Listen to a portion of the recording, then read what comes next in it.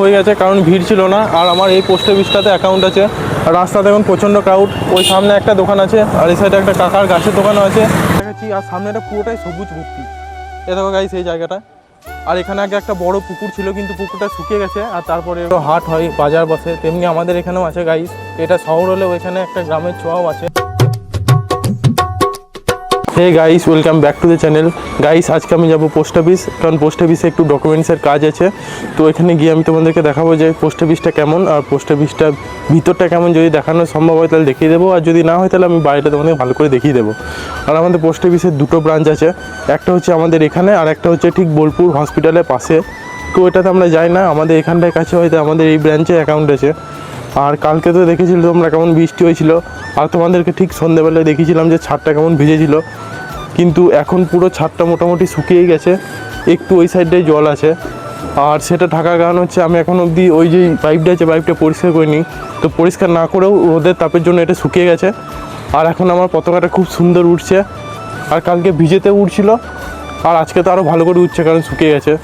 তো আমি যাই আর তারপর তোমাদেরকে দেখাচ্ছি পোস্ট অফিসটা কেমন। আমি এখন পোস্ট অফিসের সামনে আসি, আর আমার আসার সাথে সাথে কাজটা হয়ে গেছে কারণ ভিড় ছিল না। আর আমার এই পোস্ট অফিসটাতে অ্যাকাউন্ট আছে। আর রাস্তাতে এখন প্রচণ্ড ক্রাউড। ওই সামনে একটা দোকান আছে আর এই সাইডে একটা কাকার গাছের দোকানও আছে, আর ওই সাইডে আখের রসের দোকানও আছে। তো এখানে প্রচুর দোকান। আর আমার আসার সাথে সাথে কাজ হয়ে গেছে, এটা নিয়ে আমি খুব খুশি। তাই আমি এখন এখানে দাঁড়িয়ে আছি, স্কুটিটা রেখেছি। তো যাই এখান থেকে যাই একটু কোথাও মাঠে বসি, আর মাঠে বসার পর তোমাদের সাথে কথা হচ্ছে। পোস্ট অফিসটা আমাদের বাড়ি থেকে বেশি দূরে নয়, মাত্র 3 থেকে 4 মিনিটের রাস্তা যদি গাড়িতে আসা হয়। আর যদি হেঁটে হেঁটে আসা হয় তাহলে মোটামুটি 8-9 মিনিটের রাস্তা। যদি কেউ অনেক আসতে আসে তাহলে তার হয়তো অনেক টাইম লাগতে পারে, কিন্তু মিনিমাম গাইস ওই 8 থেকে 9 মিনিট লাগবে।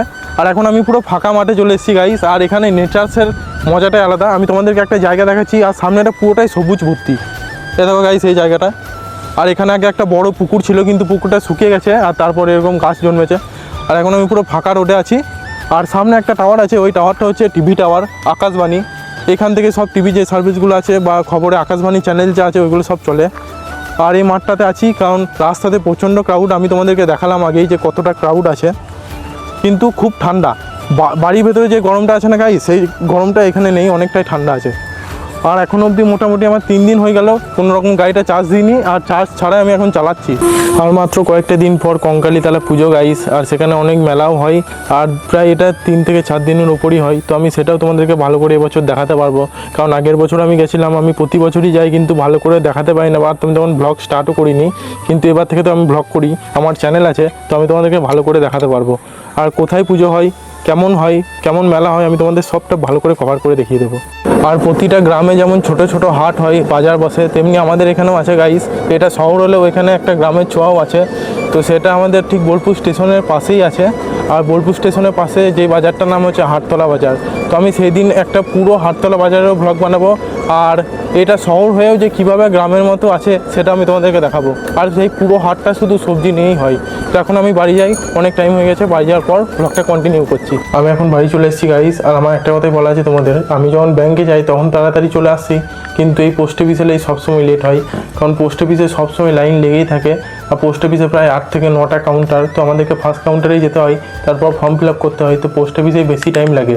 কিন্তু আজকে জানি না কী করে এত তাড়াতাড়ি হয়ে গেল। আর আমি গেছি আর তার ঠিক 2 থেকে 3 মিনিট পরই হয়ে গেছে, কারণ একটাও লাইন ছিল না।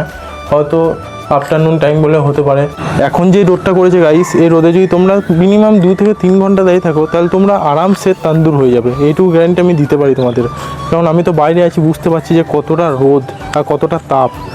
আর এখানে যে এই বকফুলের গাছটা আছে আমি তোমাদেরকে বলেছিলাম, তো এখন এই বকফুলগুলো এত কাছে হয়েছে যে আমার হাতে চলে আসছে, হাতের নাগালেই চলে আসছে।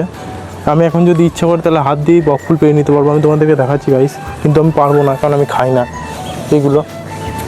এই বকফুলগুলো পেরে পকোড়া করে খাওয়া হয়, কিন্তু আমি খাই না। 1বার থেকে 2বার ট্রাই করেছিলাম, কিন্তু খুবই তেতো, আমি খেতে পারিনি। প্রতিদিন বিকেল হলেই সেই এক রুটিন, বৃষ্টি বা ঝড় শুরু হয়ে যাচ্ছে। তাই আমি এখনকার ব্লগগুলো একটু তাড়াতাড়ি বানাচ্ছি, সকাল সকালই বানাচ্ছি।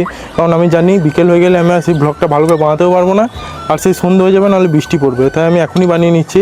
আর ডেলি এখন আমি এটাই করব। ডেলি বলতে গেলে গাইস পার ডে আমি এরকম হিসেবেই ব্লগটা বানাবো। আর আমার গাড়িটা 2 থেকে 3 দিন প্রায় চার্জ দেওয়া হয়নি, তো আমাকে এখন চার্জ দিতে হবে। আর কি হচ্ছে জানো গাইস, প্রতিদিন বৃষ্টি হচ্ছে, বিকেলে যেটুকু টাইমে আমি বেরোই তো বেরোতেও পারছি না, কারণ বাড়ি থেকে বকছে আর অনেক কাদা জল লেগে যাচ্ছে। আর বুঝতে তো পারছো গাইস, নতুন গাড়িতে যদি একটু কাদা জল লাগে তাহলে মনের ভেতরটা ঠিক কেমন লাগে এখন। তার জন্য আমি বেরোতে পারছি না, কিছু করার নেই। এখন আমি গাড়িটা গিয়ে একটু পরিষ্কারও করতে হবে আর একটু চার্জেও দিতে হবে, কারণ 2 থেকে 3 দিন প্রায় চার্জ দেওয়াই হয়নি। আমি ওই হিসেবেই চালিয়েই যাচ্ছি।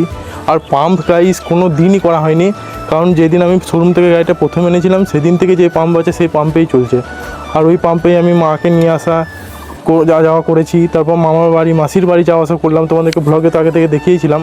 তো আমার মনে হয় যে একটু পাম্পটাও করা উচিত, কারণ পাম্পটাও করতে হবে। ঠাকুরের কাছে এইটুকুই চাই যেন আজকে বৃষ্টি না হয়, কারণ বৃষ্টি হলে আমার প্রতিদিন বিকেলে বেরোনোটা ভেস্তে যাচ্ছে, বেরোতে পারছি না আর বাড়িতে বন্দি থাকতে হচ্ছে, এত জল কাদা হয়ে যাচ্ছে। তো আমি এটাই চাই যেন আজকে বৃষ্টি না হোক, দেখা যাক কী হয়।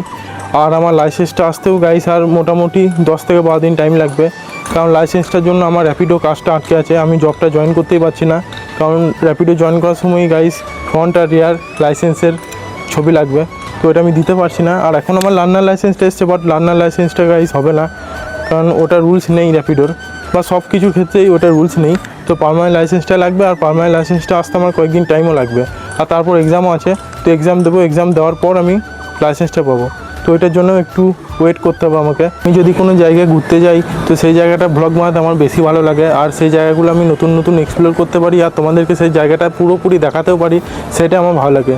আর এমনি ব্লগ বলতে গাইস আমার লাইফস্টাইলে কী হচ্ছে না হচ্ছে সেগুলো তো আমি তোমাদেরকে দেখাই, তবে সেরকম কোনো ব্যাপার থাকে না, কারণ লাইফস্টাইল বলতে গেলে নর্মালি চলে, আমার লাইফটা নর্মালি চলে। কিন্তু আমি যদি কোনো নতুন নতুন জায়গায় যেতে পারি না, নতুন নতুন জায়গায় এক্সপ্লোর করতে পারি, সেগুলো আমার খুব ভালো লাগে। আর আমি চেষ্টা করছি কোনো একটা জায়গায় যাওয়ার আর সেই জায়গাটা তোমাদের দেখার, কারণ আমার নতুন নতুন জায়গাগুলো তোমাদেরকে দেখাতে বেশি ভালো লাগে। গাইস আমি তোমাদেরকে একটা কথাই বলতে চাই, তোমাদের যদি কোথাও যাওয়ার প্ল্যান থাকে কোনো জায়গা, তাহলে সেটা প্ল্যানটা ক্যান্সেল করে তোমরা দিনে করো, কোনো প্ল্যানই তোমরা বিকেলে বা রাতে করো না, কারণ এখন প্রতিদিনই বৃষ্টি হচ্ছে, ঝড় হচ্ছে, তাই তোমরা সেটা ক্যান্সেল করে দাও, নাহলে তোমাদের মনটাই খারাপ হবে, তোমরা যেতেও পারবে না কিছু না। যেটা আমার সাথে প্রতিদিন হচ্ছে, আমি আজ 2 দিন ধরে বেরোতেও পারছি না, আর বিকেল হলেই সে এক জিনিস, তাই আমি এই দিনের বেলাতে ব্লগ শ্যুট করছি।